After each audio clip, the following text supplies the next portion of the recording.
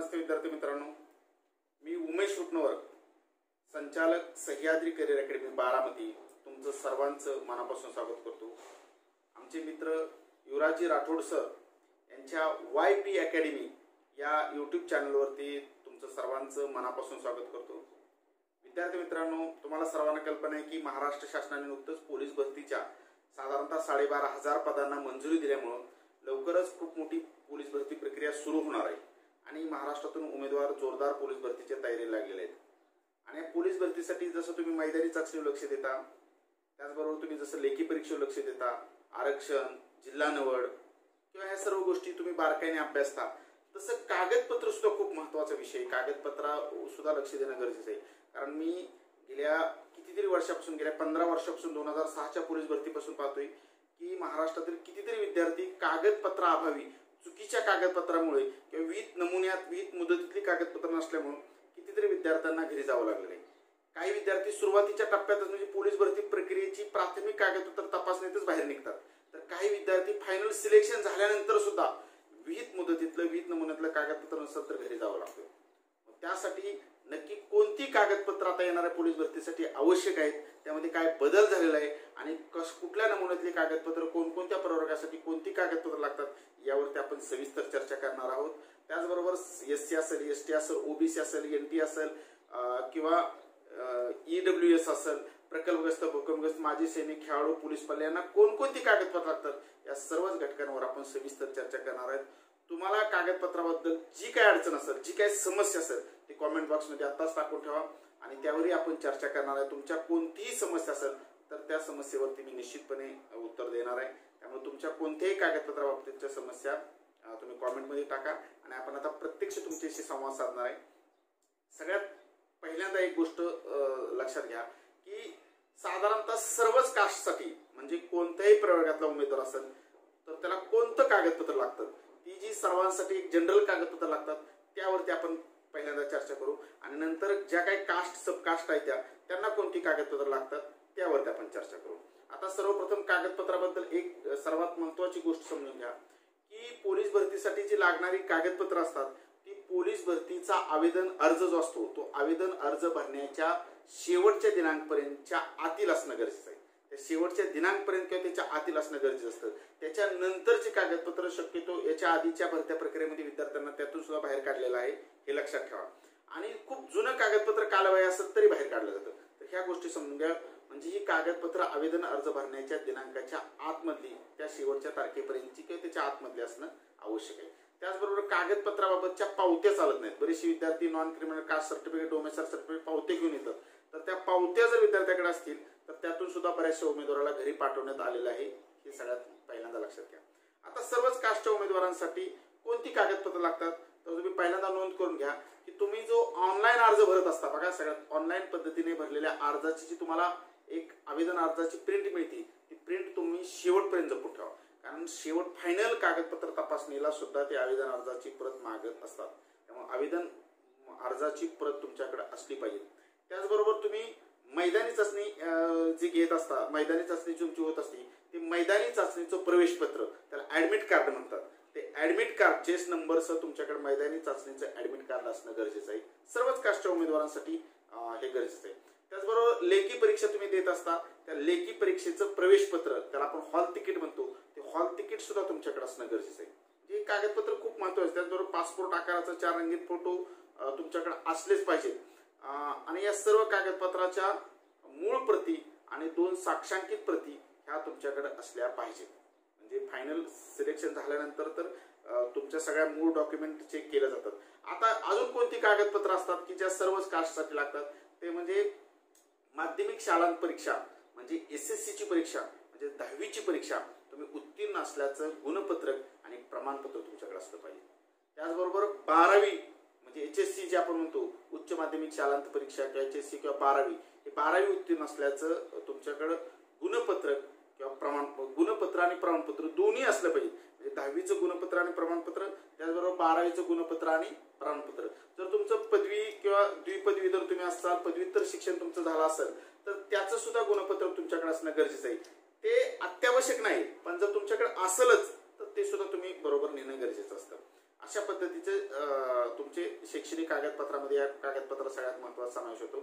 त्याचबरोबर तुमचं शाळा सोडल्याचा दाखला हा एक महत्त्व असतो. लिव्हिंग सर्टिफिकेट, तुमचा शाळा सोडल्याचा दाखला तुमच्याकडे असणं खूप महत्त्वाचं आहे. ते कागदपत्र तुम्हाला पाहिलं जातं. त्यानंतर जन्म दाखला, तुमचा जन्म दाखला त्याला बर्थ सर्टिफिकेट म्हणतात, तेही तुमच्याकडे असलं पाहिजे. अगदीच तुमचं 10वीचं बोर्ड सर्टिफिकेट किंवा लिव्हिंग सर्टिफिकेट असेल तर तितकीशी आवश्यकता नाही, पण तेही शक्य असेल तर तेही तुम्ही ते बर्थ सर्टिफिकेट विद्यार्थ्यांनी काढलं पाहिजे. त्याचबरोबर जातीचा दाखला, कास्ट सर्टिफिकेट हे महत्वाचं. आता हे कास्ट सर्टिफिकेट कोणकोणत्या कास्टसाठी महत्वाचं आहे त्याच्यावरती आपण चर्चा करूया.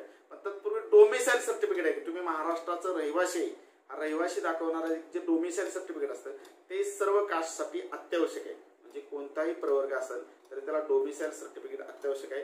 कारण पोलीस भरतीचंच नाव आहे महाराष्ट्र पोलीस भरती, त्यामुळे एखादा गुजरातचा किंवा दुसऱ्या जिल्ह्यातला दुसऱ्या राज्यातला उमेदवार पोलीस भरती प्रक्रियेला उतरू शकत नाही. हा फक्त कर्नाटकच्या हद्दीतील जे काही मराठी भाषिक गाव आहेत त्या गावांना मात्र JR काढलेलं आहे की त्या गावांना जरी ते कर्नाटकच्या हद्दीत असलं तर त्यांना पोलीस भरतीमध्ये फॉर्म भरता येतो, असा एक JR आहे. ते त्यांना फक्त त्याच्यामधून सूट देण्यात आलेली आहे. बाकी कोणत्याही इतर राज्याच्या उमेदवाराला पोलीस भरतीमध्ये येता येत नाही, हे पहिल्यांदा समजून घ्या.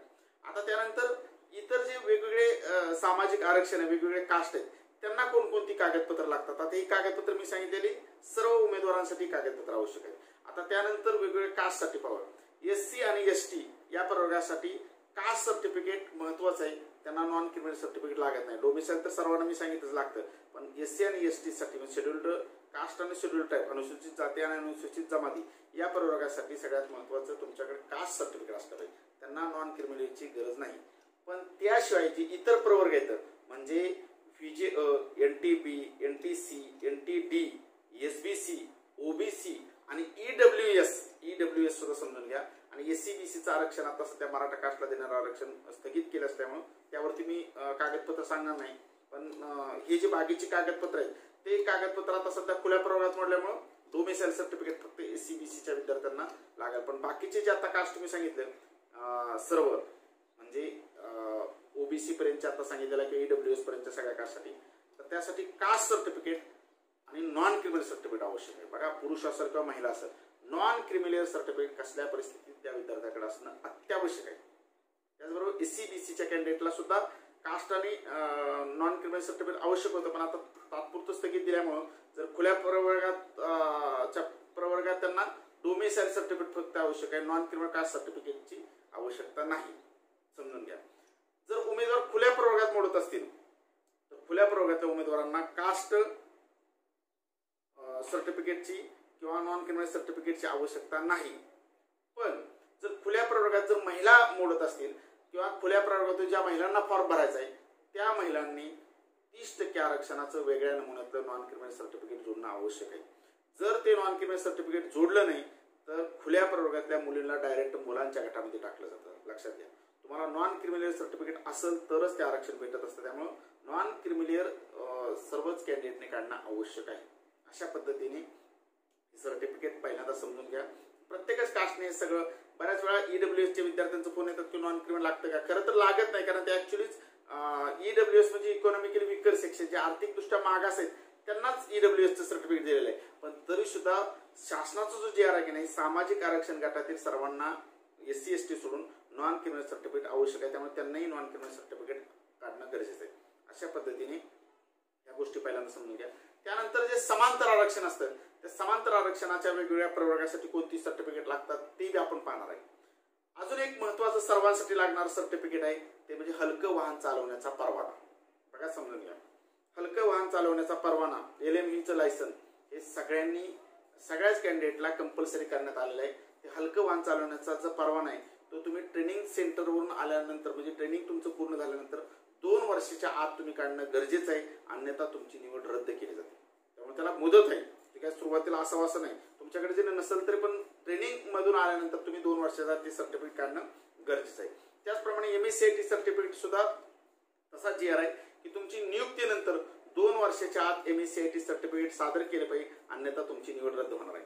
सुरुवातीला पोलीस भरतीचा फॉर्म नसताना हलकं वाहन चालवण्याचं लायसन असेल किंवा MSCIT सर्टिफिकेट असेल ते नसेल तरी चालू शकतं, तुम्ही फॉर्म भरू शकता. फक्त सिलेक्शन झाल्यानंतर 2 वर्षाच्या आत ती सर्टिफिकेट तुम्ही सादर करणं आवश्यक आहे, हे पहिल्यांदा समजून घ्या. समांतर आरक्षणाचे वेगवेगळे प्रवर्ग आहेत त्यांच्यासाठी सर्टिफिकेट म्हणजे माजी सैनिक, खेळाडू, पोलीस पाल्य, प्रकल्पग्रस्त, भूकंपग्रस्त यांची जी सर्टिफिकेट असतात आवश्यक ती सुद्धा सर्व सर्टिफिकेट तुमच्याकडे असले पाहिजेत. त्यामध्ये पहिल्यांदा समजून घ्या की माजी सैनिक जे असतात त्यांच्याकडे मूळ डिस्चार्ज सर्टिफिकेट जे असतं ना तो डिस्चार्ज सर्टिफिकेट त्यांच्याकडे असलं पाहिजे. ते फायनल कागदपत्र तपासणीच्या वेळेस पाहिलं जातं. त्याचबरोबर खेळाडू जो प्रवर्ग आहे तो खेळाडू प्रवर्गासाठी गट क साठी जे खेळाडूंचं आरक्षण आहे त्या गट क च्या आरक्षणातलं जे सर्टिफिकेट असतं उपसंचालक यांनी विभागीय उपसंचालक यांनी दिलेलं सर्टिफिकेट आणि ते व्हेरीफाय केलेलं सर्टिफिकेट विद्यार्थ्याकडे असणं अत्यावश्यक. त्याचबरोबर पोलीस पाल्य जर कोण विद्यार्थी असेल तर पोलीस पाल्याच्या विद्यार्थ्यांकडे सुद्धा सक्षम अधिकाऱ्यांनी दिलेलं पोलीस पाल्याचा जो दाखला असतो मूळ प्रमाणपत्र ते उमेदवारांकडे असणं गरजेचं आहे. म्हणजे सक्षम अधिकारी म्हणजे पोलीस कमिशनर असतील किंवा पोलीस अधीक्षक असतील किंवा ACP दर्जाचे अधिकारी असतील किंवा सिनियर PI दर्जाचे अधिकारी असतील यांनी जो सर्टिफिकेट दिलेलं असतं ते सर्टिफिकेट विद्यार्थ्यांकडे असणं आवश्यक आहे. त्याचबरोबर एखादा विद्यार्थी प्रकल्पग्रस्त विद्यार्थ्यांनी पुनर्वसन अधिकारी किंवा जिल्हाधिकारी यांनी निर्गमित केलेला विहित नमुन्यातला दाखला किंवा प्रमाणपत्र विद्यार्थ्याकडे असणं आवश्यक आहे. जर एखादा भूकंपग्रस्त असेल तर भूकंपग्रस्तासाठी सुद्धा पुनर्वसन अधिकारी किंवा जिल्हाधिकारी किंवा उपविभागीय अधिकारी यांनी निर्गमित केलेला दाखला त्यांच्याकडे असणं आवश्यक आहे. त्याचबरोबर एखादा होमगार्ड किंवा गृहरक्षक दलातला जर कॅन्डिडेट असेल त्यांनी भरतीची जाहिरात आलेल्या दिनांकापर्यंतचा 3 वर्ष बघा समजून घ्या 3 वर्ष सेवा केल्याचं काळ जो त्याचा असतो 3 वर्षाचा म्हणजे 1095 दिवस इतकी सेवा होमगार्ड मध्ये केल्याचा समादेशक यांचा दाखला त्या व्यक्तीकडे असणं आवश्यक आहे. तो विहित मुदतीला दाखला असलाच पाहिजे. त्याचबरोबर एखादा पदवीधर अंशकालीन उमेदवार जर असेल काही विद्यार्थी असतात की पूर्वी सुशिक्षित बेरोजगारांसाठी एक अर्थसहाय्य योजना होती त्या योजनेनुसार 3 वर्ष ज्यांनी काम केलेलं आहे मानधनावरती त्याचा अनुभवाचा दाखला सक्षम प्राधिकरणाचा अनुभवाचा दाखला त्यांच्याकडे असणं गरजेचं आहे. रोजगार मार्गदर्शन केंद्रात 3 वर्षाचा अनुभवाची नोंद असणं गरजेचं आहे. ते असेल तर त्यांना अंशकालीन पदवीधरांना तो दाखला त्यांनी आणणं गरजेचं आहे. आणि MSc तुम्हाला सांगितलं अशा पद्धतीचे सर्व अर्जाच्या पावत्या ग्राह्य धरल्या जात नाहीत तर अर्जाची ओरिजिनल कॉपी आणि झेरॉक्स कॉपी उमेदवाराकडे असणं गरजेचं आहे. अशा पद्धतीने प्रत्येक प्रवर्गासाठी लागणारं आरक्षण आणि त्या आरक्षणानुसार लागणारी कागदपत्र विद्यार्थ्यांनी समजून घेतली पाहिजे आणि सगळी कागदपत्र विहित नमुन्यातली असली पाहिजेत. आणि बऱ्याच वेळा नॉन क्रिमिनल सर्टिफिकेट मध्ये विद्यार्थ्यांच्या अशा चुका होतात की नॉन क्रिमिनल सर्टिफिकेट आहे पण मुदत संपून गेलेलं आहे तर ते सर्टिफिकेट चालत नाही. नॉन क्रिमिनल सर्टिफिकेटच्या खाली व्हॅलिड डेट असते बघा ती व्हॅलिड डेट विद्यार्थ्यांनी नीट पहा आणि त्यानुसार फॉर्म भरा. मला असं वाटतं की कागदपत्राबाबतीत कुठली जरी तुम्हाला अडचण आली तरी याच्या आधी विद्यार्थ्यांनी कमेंट केली तर मी माझा नंबरही सांगतो. तुम्ही व्हॉट्सअपवर जरी मला पाठवलं किंवा फोन करून विचारलं की प्रत्येक प्रवर्गासाठी साधारणतः कोणतं कागदपत्र लागतं तर मी निश्चित सांगेन. मी नंबरही सांगतो 97 67 100 476 97 67 100 476 97 67 100 476 या नंबरवर तुम्ही निश्चितपणे कॉल करू शकता किंवा व्हॉट्सअप करू शकता. तुम्हाला त्या कागदपत्राची माहिती मिळेल. याशिवाय प्रत्येकाने म्हणजे बऱ्याच वेळा भरतीची जाहिरात सुरू झाल्यानंतर जाहिरात आल्यानंतर बरेच विद्यार्थी कागदपत्र काढतात आणि त्यांचा वेळ वाया घालवतात. मला असं वाटतं की आत्ताच विद्यार्थ्यांनी जर सर्व कागदपत्र अपडेट ठेवली म्हणजे मी वारंवार म्हणजे सह्याद्री करिअर अकॅडमी बारामती नावाचं फेसबुक पेज आहे तुम्ही पाहत असाल कदाचित त्याच्यावरती कागदपत्राचा मी जाणीवपूर्वक तक्ता टाकलेला आहे प्रत्येक कास्टने त्याला लागणारे कागदपत्र.